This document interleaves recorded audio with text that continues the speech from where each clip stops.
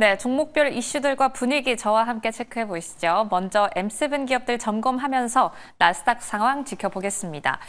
전반적으로 알파벳만 빼고는 하락세를 보이고 있습니다. 일단 AI 관련주들의 매도세가 좀 주춤하긴 했는데요. 그럼에도 불구하고 M7 기업들은 알파벳 빼고는 전부 약세를 보이고 있습니다. 알파벳만 오늘 강보합권으로 장세를 가져가고요. 전반적으로 1% 내외의 낙폭을 보여주고 있습니다. 공매도 세력의 움직임을 한번 체크해 볼 필요가 있겠는데요. 현재 미국 증시 안에서 공매도 세력이 이틀 동안 56억 달러를 매도했다라고 하고요. 이 중에서 절반을 넘는 비중을 차지하는 종목이 바로 이 안에 있습니다. 애플부터 알파벳, 그리고 마이크로소프트와 메타, 엔비디아가 그 주인공이라고 하는데요. 공매도 세력의 움직임 포착해 볼 필요가 있을 것 같고요. 하지만 이 가운데 UBS는 엔비디아의 목표 주가를 상향 조정했습니다. 175달러에서 기존 175달러에서 소폭 상향 조정했다라는 점 확인하시면 좋을 것 같습니다. 오늘 엔비디아는 약보합권 지나갑니다. 0.24% 하락했다라는 점도 확인하겠습니다. 그럼 다음 장 통해서 전체적인 분위기도 함께 살펴보시죠. 오늘의 섹터별 흐름 살펴보겠습니다. 어제와는 조금 사뭇 다른 모습인데요. 전반적으로 빨간불이 조금 더 짙어 보이는 모습입니다. 오늘은 소재와 에너지단 이런 업종들만 상승을 했고요. 그렇기 때문에 러셀 2000 지수는 소폭 상승하는 흐름 보였습니다. 팔란티어가 강보합권으로 돌아섰다라는 점이 조금은 특징적입니다. 6일 그리고 7거래일 연속 하락세를 이어가다가 그럼에도 불구하고 오늘 장에서는 강보합권 지켜냈다라는 점이 조금은 특징적이고요. 그럼에도 불구하고 앞서 보셨던 것처럼 M7 기업들은 전반적으로 하락세, 알파벳만이 강보합권을 이어갑니다. 전체적으로는 빨간불을 켜고 있지만 세븐즈 리포트에서는 이렇게 이야기하고 있습니다. 이런 조그만 이슈에도 시장이 이렇게 흔들리는 건 특히나 AI 버블 논란이 계속해서 있어 왔는데 이제 때마침 등장한 이슈로 이렇게나 흔들리는 건 오히려 미국 증시가 지금 현재 고밸류에이션 구간을 지나가고 있음을 반증한다라고 이야기하고 있는데요. 그 안에서도 오늘도 오른쪽 아랫단이 강합니다. 경기 방어주 안에서 헬스케어 부문 안에서 유나이티드 헬스그룹은 오늘도 강세를 이어갑니다. 1% 넘는 상승. 역시나 버크셔 해서웨이의 효과일까요? 전체적으로 강세 흐름 보인다는 점 확인하실 수가 있습니다. 이 안에서 이번 주 주목해봐야 할 점은 역시나 실적이었죠. 2분기 실적 시즌이 끝나가고 있는 가운데 오늘은 마지막으로 월마트의 실적 발표를 확인할 필요가 있겠습니다. 다음 장 통해서 실적 어떻게 나왔는지 돋아보시죠.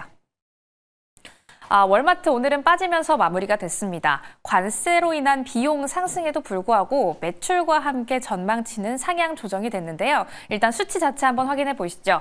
매출과 EPS 확인하겠습니다. 전반적으로 매출은 시장 예상치를 웃도는 가운데 EPS는 예상치 하회했다라는 부분 확인하실 수가 있습니다. 여기에 더해서 가이던스까지 약간의 실망감을 자아내면서 오늘 월마트는 97달러 선 지켜내긴 했지만 하락하는 흐름 보여준다는 점 확인하실 수가 있고요. 월마트 오늘 4% 넘는 하락분 보여주고 있습니다. 그럼 실적 발표에서 어떤 점을 좀 체크를 해봐야 할지 구체적으로 한번 들어가 볼게요.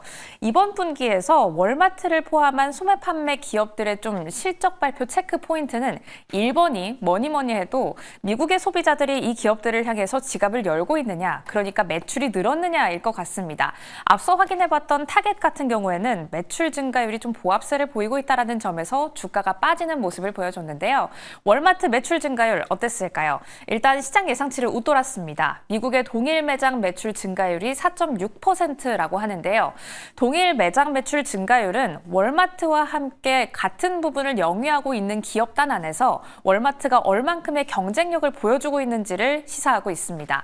한 1년 동안의 추이를 비교한 결과고요. 이게 시장 예상치를 웃돌았다라는 점은 월마트의 호재로 작용할 수가 있겠죠.